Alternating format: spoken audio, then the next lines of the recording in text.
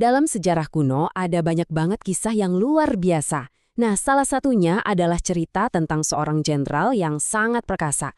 Tapi nasibnya justru ditentukan bukan di medan perang, melainkan di dalam sebuah kemah sederhana oleh tangan seorang wanita. Yuk, kita telusuri kisah Yael dan Sisera. Coba deh bayangin, seorang panglima militer yang hebat, komandan pasukan yang gak terhitung jumlahnya, sekarang lari sendirian cuma buat nyelamatin nyawanya. Dan pas lagi putus asa banget, dia ngeliat ada harapan. Sebuah kemah di kejauhan. Dan ada seorang wanita yang nawarin dia tempat berlindung. Wah, buat dia ini udah pasti keselamatan. Tapi ternyata, di tempat yang dia kira paling aman itu, yang nungguin dia bukanlah keselamatan, melainkan sebuah palu dan patok kemah. Jadi, gimana ceritanya coba? Seorang jenderal yang kabur, sebuah tawaran perlindungan, dan dua alat sederhana ini bisa jadi bagian dari salah satu momen paling dramatis dalam sejarah. Yuk, kita bongkar apa yang sebenarnya terjadi di dalam kemah Yael. Oke, biar kita ngerti kenapa momen ini penting banget, kita perlu mundur dikit. Siapa aja sih tokoh-tokoh utamanya, dan apa yang membawa mereka sampai ke titik ini? Nah, di satu sisi kita punya Sisera. Dia ini panglima Kanaan yang reputasinya dibangun di atas penindasan selama 20 tahun terhadap bangsa Israel. Terus di sisi lain ada Deborah, seorang nabiah, dan Barak, jenderalnya, yang akhirnya memimpin perlawanan. Perang pun pecah. Dan ternyata pasukan Sisera yang katanya perkasa itu hancur lebur. Dalam sekejap, sang jenderal jadi buronan. Nah, sekarang kita lihat nih bagian menariknya. Gimana caranya si jenderal buronan ini, Sisera, bisa seyakin itu kalau dia udah nemu tempat persembunyian yang aman? Disinilah Yael masuk ke cerita. Dan ini poin yang penting banget. Dia itu bukan orang Israel. Malah suaminya, Heber, justru punya persekutuan sama rajanya Sisera. Artinya apa? Ya, bagi Sisera, kemah Yael itu seharusnya jadi tempat paling aman sedunia. Fakta inilah yang bikin tindakan Yael berikutnya jadi sebuah pengkhianatan yang sama sekali nggak disangka-sangka.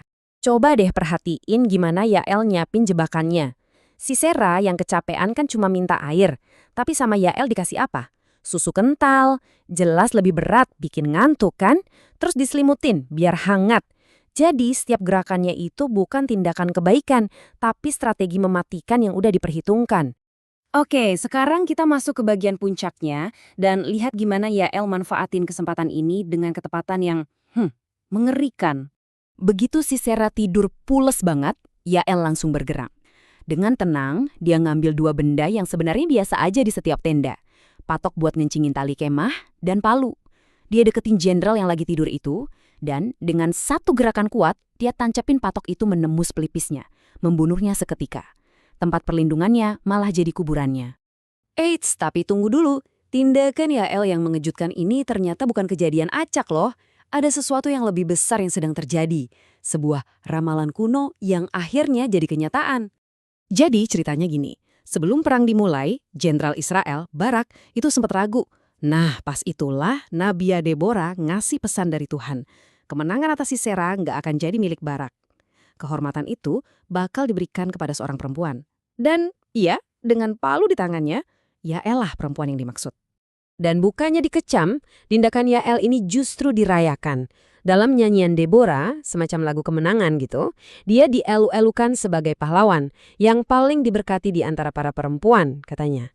Semua karena keberaniannya yang sangat menentukan itu. Jadi, apa nih yang bisa kita ambil dari kisah yang luar biasa ini? Apa pesan di balik sosok pahlawan yang sama sekali nggak terduga ini? Nah, ini dia intinya. Kemenangan besar itu ternyata nggak diraih oleh tentara di medan perang, tapi oleh seorang wanita biasa, seorang outsider di dalam keheningan sebuah kemah. Ini tuh kisah tentang bagaimana kekuatan bisa datang dari tempat yang paling nggak kita sangka-sangka. Kisah ini ninggalin kita dengan satu pertanyaan yang relevan sampai sekarang. Satu pihak melihat Yael sebagai pahlawan yang dituntun Tuhan, tapi pihak lain bisa aja melihatnya sebagai seorang pembunuh yang melanggar hukum keramahan yang suci. Jadi di mana sih batas antara kepahlawanan dan kekejaman? Dilema inilah yang bikin kisah Yael terus menggema ribuan tahun kemudian.